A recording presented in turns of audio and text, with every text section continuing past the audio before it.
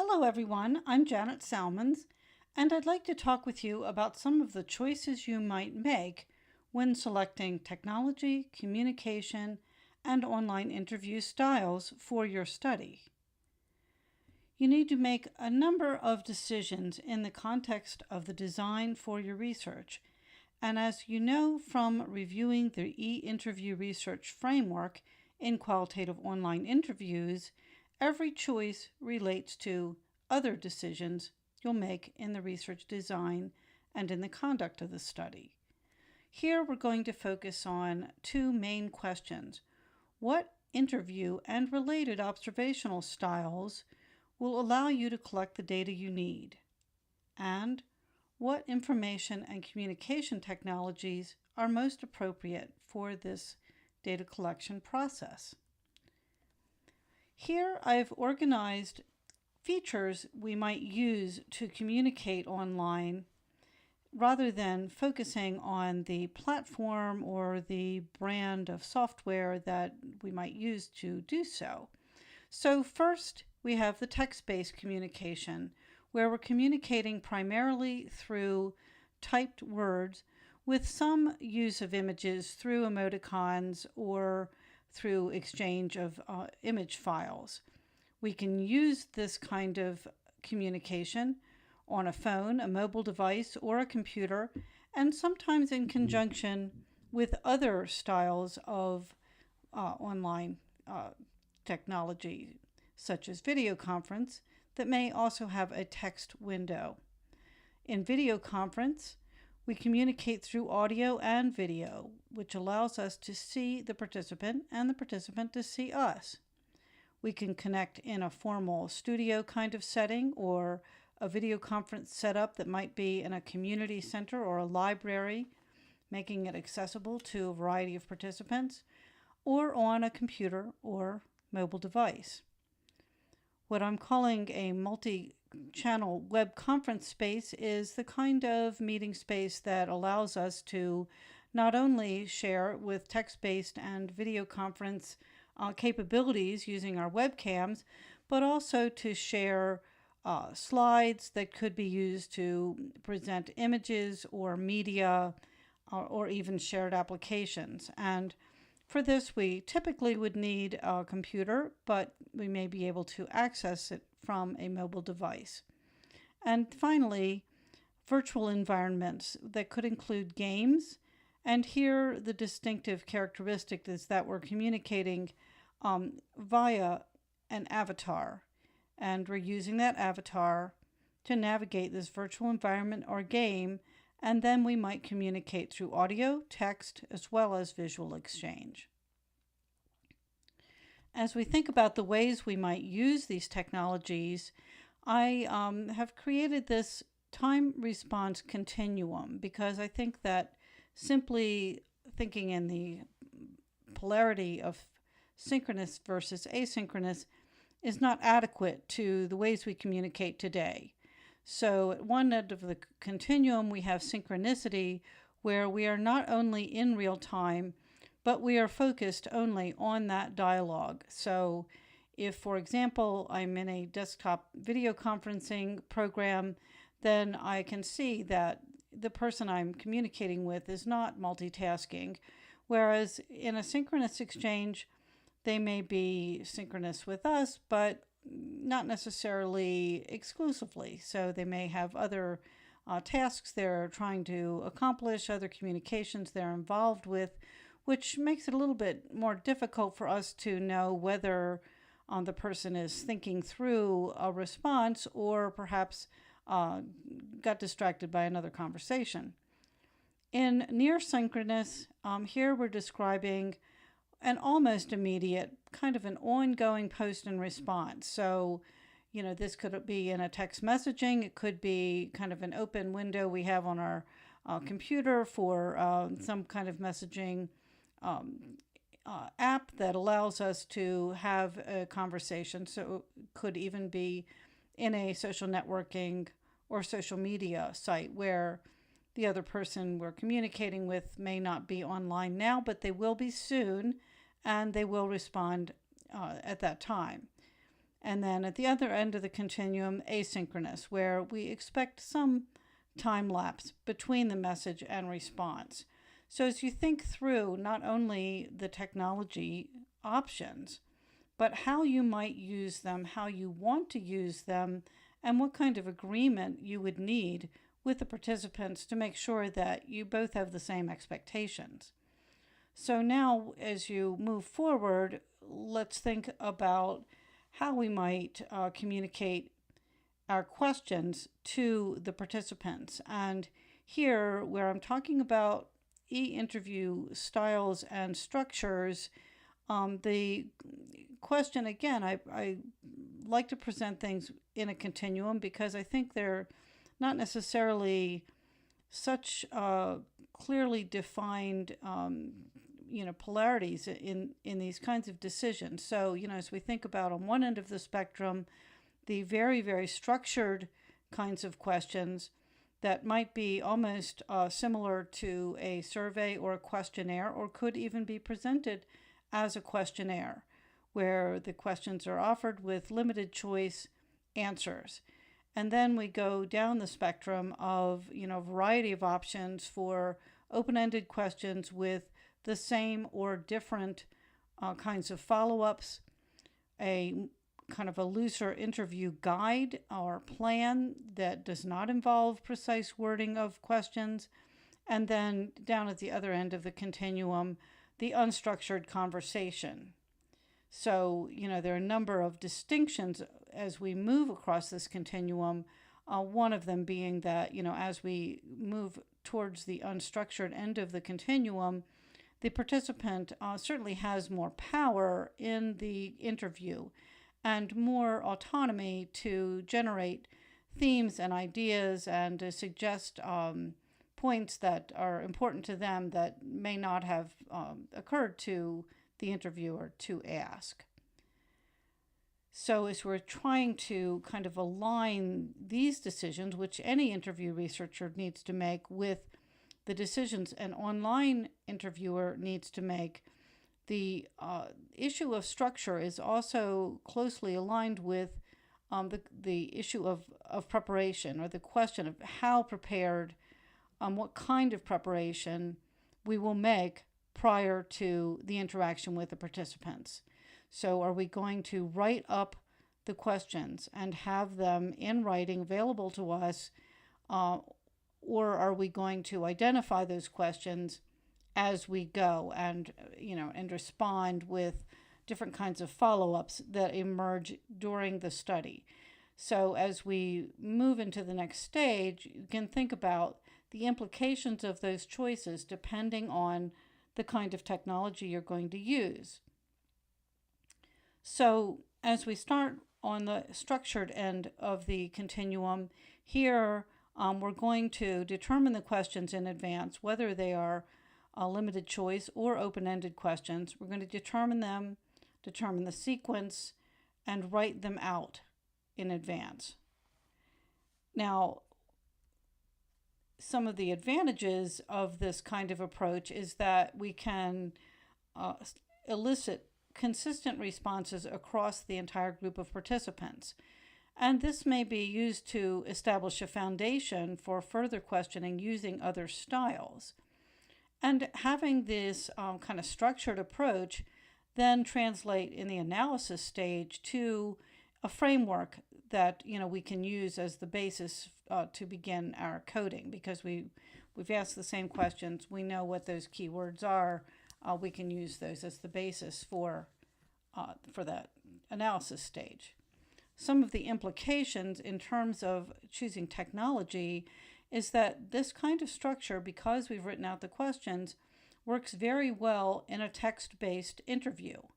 So, we can cut and paste the questions we've written into the text chat window or the social networking site window during the interview.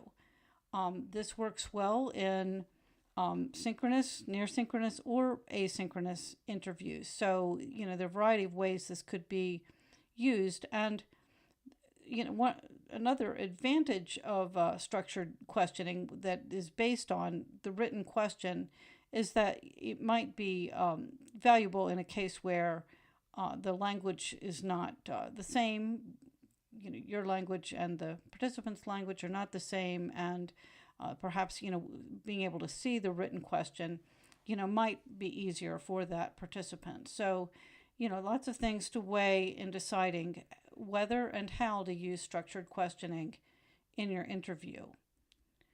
Next, we have semi-structured questioning. So this is kind of the balanced approach. We have some degree of preparation. We may have written out either whole questions or keywords or phrases that we know we want to cover during the interview, whether or not we are going to ask it in the same way with each participant. So as we think about some of the advantages here, this again allows us the balance, so we have some consistent responses across the group of participants and the advantage that comes with that, but we also have the flexibility to be more responsive to the participants, and then to be open to following whatever kinds of themes or directions or ideas are raised by the participants. So again, with those existing questions, we'll have a bit of a framework we can use to start our analysis, but we also have opportunities for more emergent themes and using an inductive reasoning to develop and derive meaning, from those varied responses. The implications here for the technology choice, we can write out, some of the main questions and the keywords if we're going to use a text-based interface. And keep in mind that even with a video conferencing or a web conference space or even a virtual world, sometimes the text-based questioning can be used in conjunction with audio and verbal questioning. So, this could have some advantages. And here, you have a fair amount of flexibility to choose synchronous, near synchronous interviews. But, I would suggest that, this style, would be better in something that has some degree of synchronicity, because the value of the semi-structured approach is that we can have some response and some follow-ups and lead to deeper exploration that might be harder to maintain in a more asynchronous kind of interaction. And then we have unstructured questioning. So here we might identify key themes that relate to the research problem. We know we've designed this study with some intention in mind, so we might identify some kinds of points that we want to make sure we cover in each interaction with participants, or we may have a very open-ended kind of an interaction where we allow the questions to emerge. And this kind of interview might even be used in conjunction with an observation, where we might ask the participant to explain what they're doing, explain what's going on.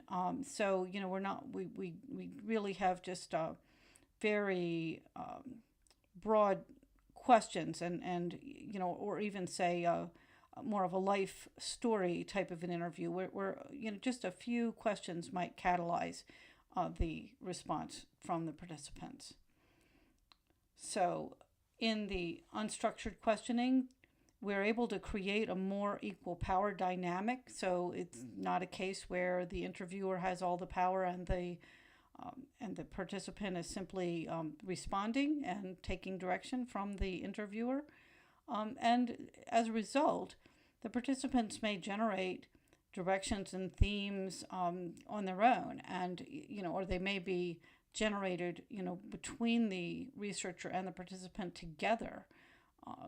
So a lot more flexibility, but at the same time, then when we come to analyzing a group of interviews, we probably have a much wider range of kinds of responses, so we don't start out with those extant kinds of themes that would become our preliminary code. So, we're using a more fully inductive process to analyze these interview responses.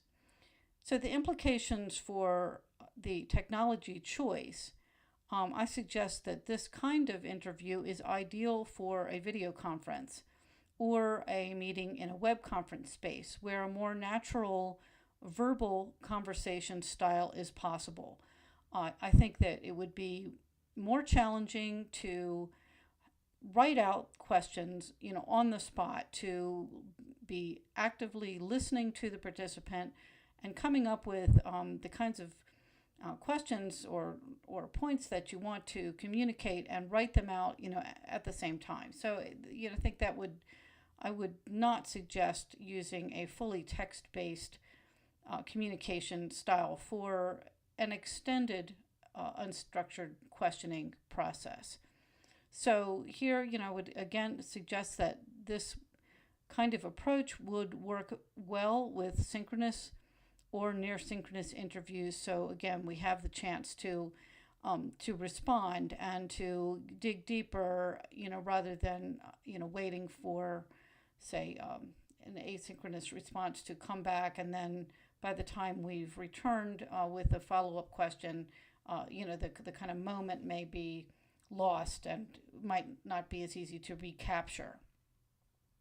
So as you're thinking about these different styles and the advantages and disadvantages, keep in mind that you can combine these in various ways within one interview or across multiple interactions that you might carry out for the study. So I'm going to give you a couple of examples. So with this slide shows, we could start with a structured interaction via email to gain some of the kind of background information, a little bit more than demographics, but perhaps a little bit of kind of the backstory to whatever the phenomenon we're interested in studying.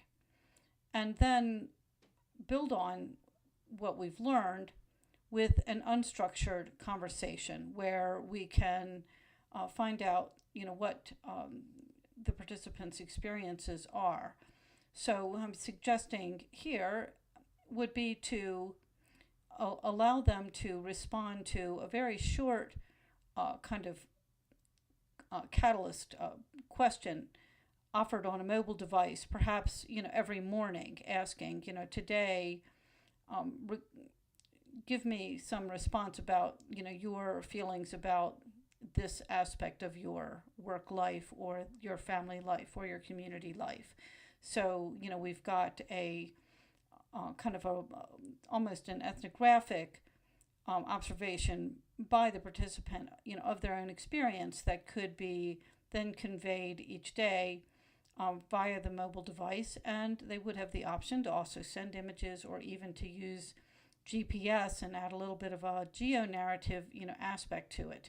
So, if we've started with those structured questions, then built on those by, having some just, very brief catalyst, to spur their thoughts in the unstructured component, then to take what we've learned from both of those interactions and the kind of recorded observations, and develop a set of semi-structured questions where, there are some main questions that may be asked to all the participants in the study, and then personalized questions based on what we've learned from the earlier phases of the study.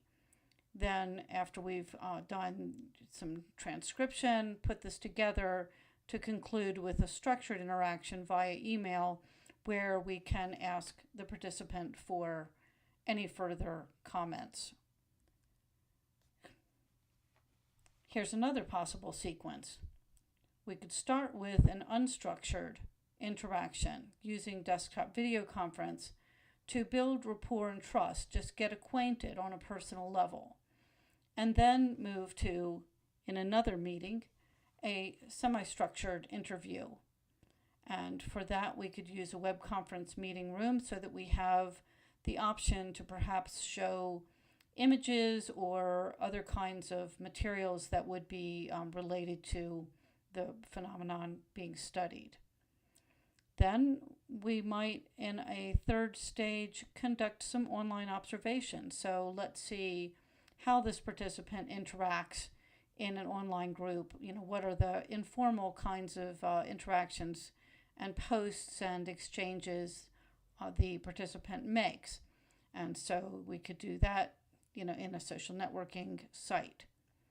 Then come back to another semi-structured interview, and each of these interviews doesn't need to be long, but by having a series of interactions, we have a chance to collect more in-depth kinds of responses and to build the relationship with the participant. So here we can take what we've learned from the unstructured, semi-structured, and observation stages and then kind of ask some clarification kinds of questions for some explanations of what we've seen and what we've heard. And then again, to conclude with that structured review of the transcript. And here's one more. We could start with the observation and see how the participant interacts in the online group, and then have an unstructured conversation using a desktop video conference program to kind of solicit some response about what was going on in the online group and some of the things that we've observed. Then we might go back into that social networking site and read the past contributions by this participant to discussions and look at some of the posts that have been made over a period of time. And then come to the semi-structured interview, again going into something like a web conferencing space where we have a variety of ways we can communicate. We can actually perhaps put up on the screen some of the documents or posts in question and then ask the participant to tell us about them. And again, to then close with what I think is an important final stage for an interview study, which is to send the transcript to the participant. Allows them to not only verify, edit, add comments, and kind of help triangulate some of the data and verify it and give them a sense of kind of power in this dynamic, because they do have sort of veto power in the final analysis to decide whether or not the data is going to be used in the study. So I hope this gives you some food for thought as you think about your own research, and you can learn more, of course, in the Qualitative Online Interviews book, and you can also look online for additional materials.